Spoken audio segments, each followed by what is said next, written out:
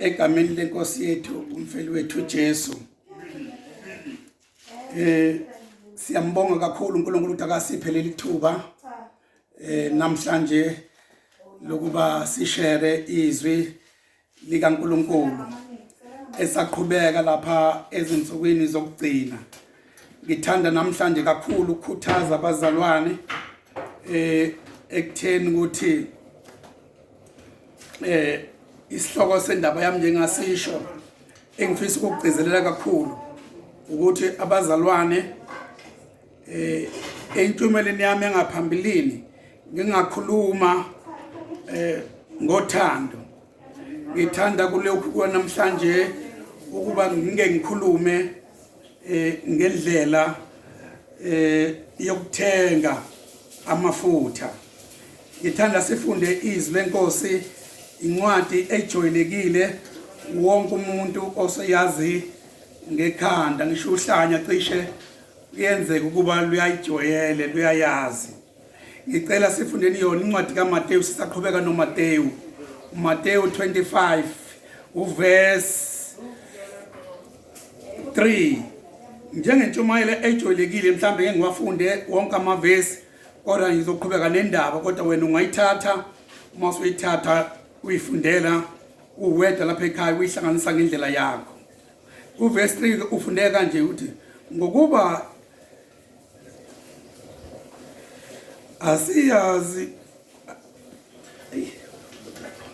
ngokuba eziyiziwula zathatha izibani kaziwaphathanga amafutha. Ngithanda nje lapho ukuthi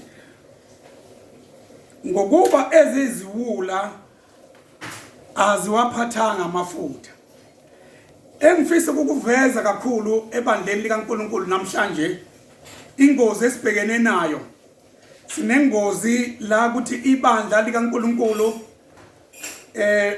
lihambe lingenawo amafutha.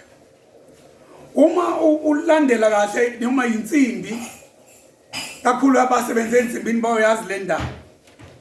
Uma insimbi ingenawo amafutha izihlanganisa zombili, kunomsindo omkhulu obanga ukuthi ingakwazi insimbi uhamba kahle, ngoba kutholakala ukuthi ikhona nje emotweni ukuthiwa yi-bearing.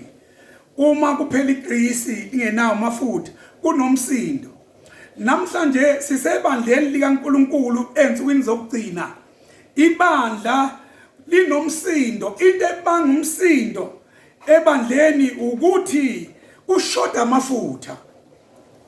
Uma amafutha engekho kamoya oyingcwele, ibandla alisoze lakwazi ukuba libe sesimeni sokwazi intando kaNkulunkulu.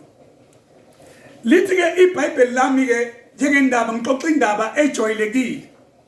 Lana ufanekisa umbhalo uMateyu efanisa khona ekhuluma ngoJesu.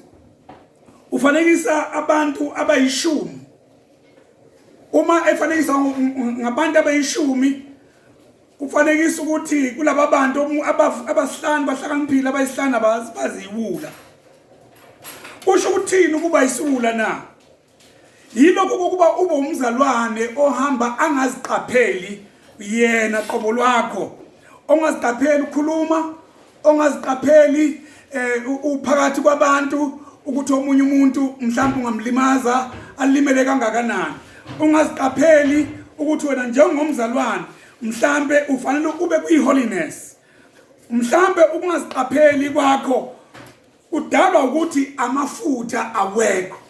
Uma amafutha engekho kunzima kakhulu ukuthi ungakwazi ukumanage izinto zikaNkulunkulu, ungakwazi ukumbona uNkulunkulu. Lithi iBhayibheli lami la khona kulezi ntombi eziyishumi, lezi ezincane zisiwula, lezi ezinye amafutha. Ngifisa ulalele kahle emzalwane.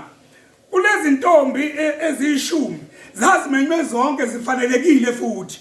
Njengoba namhlanje sonke simenyiwe, abanye babizwe ngenhlobo ngezipho eziningi ngayo yonke indlela esibizwe ngayo ebandleni likaNkulunkulu.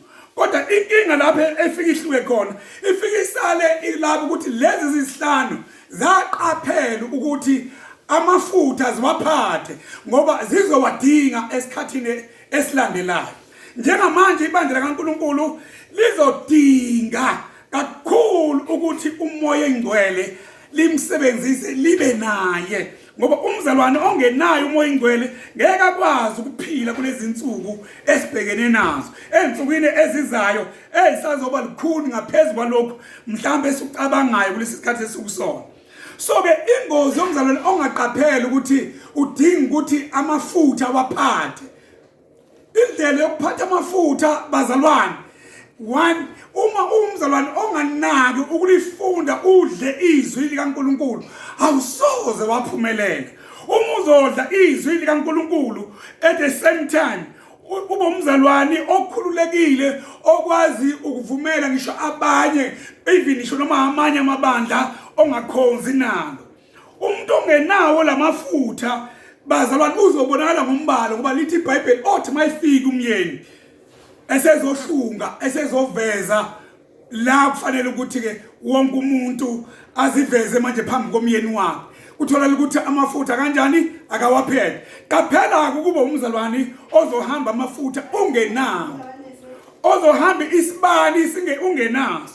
Angimtshele bazalwane ngokwenza le Nkosi sonke uma wamkela uJesu uKristu abe inkosi ngenye indlela usiphathile isibani usiphethe. Inkinga la esala khona isala ekutheni ukuthi ke amafutha awunawo. Uma amafutha ungenawo ubonakala nje kubantu nibonga ukuthi ayikhali lo mzalwane ngisho ekhuluma nje, ngisho indlela ahamba indlela enza ngayo, indlela oacta ngayo ayikhombisi ukuthi umzalwane. Azabuza omunye athi nalo ngabe mhlambe nikhonza naye na. Inkinga bazalwane siyafana sonke siyiphethe ibani, kodwa inkinga amafutha wekho. Ngithanda ukuthi uma uqhubeka ufunda khona kule ncwadi uyofunda u31 khona la uJesu ekhona ezoba eseqala ukubusa. Uma ulifunda qhubeka namavesi uthola la khona uJesu ezohlukanisa khona izimvu nembuzi. Ngifisa uqaphele uma kukhulunywa ngezimvu nembuzi uyazazi lezi zinto zombili ukuthi zinomehluko kodwa cishe zifane.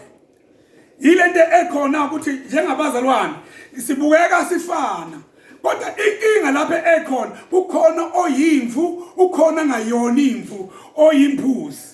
Oyimbuzi uthini kanje ngokweBhayibheli ke makukhulunywa ngomuntu oyimbuzi singathatha umuntu onomsindo, umuntu ongalaleli, umuntu ongezwa, umuntu ongahloniphi umuntu. Lithi iBhayibheli uzobahlulela uzohlukanisa ke manje uma sefikile kakhulu indodana yomuntu u31 uthi uzohlukanisa ke manje ke imbuzi nezimvu. Mawuqhubeka nayo uthi ke egcineni ukufikela ko40 bani uqhubeka nale mavesi ikakhulukazi ubhekela ko46 uyathola ukuthi lithi iBhayibheli la uNkulunkulu abantu bazobe sebekhala bathi Nkosi sakubona nini wena Nkosi ngoba lapho uNkulunkulu uyobe sehlulela ukuhlonisa kwakhe imbuzi, uyobe sehlulela ngezinto umuntu azenzileyo yena uqobo lwakhe eyedwa esenyameni. So ke lithi iBhayibheli lami ukuthi uzochaza kuJesu athi hayi ke abanye bathi Nkosi sakubona nini ulambile, ngoba uthi sakubona nini ulambile, sakubona nini omile, sakubona nini Nkosi entweni eningi into enizobe niyifunda uyilandela khona ngeke ichaze yonke ukuthi sakubona nini Nkosi. Uthi ngizothi bothi Nkosi dedani benzi bokubi abe sethatha izimvu ayibuyisele esandleni sakhe sokhohlo esokunene. Uthi imbuzi zibalwa njengabantu abazothathwa straight baye sogweni, abantu abanjengamahoho. So qaphela ke mzalwane ukuthi ekukholweni kwakho unawo yini amafutha. Akuyihlolo uyibheke uyibone sesiphetha sesifike lapha esiya khona. Ngithanda ukukukhuthaza mzalwane wami ukuthi amafutha esakhe isibani sinawo yini amafutha.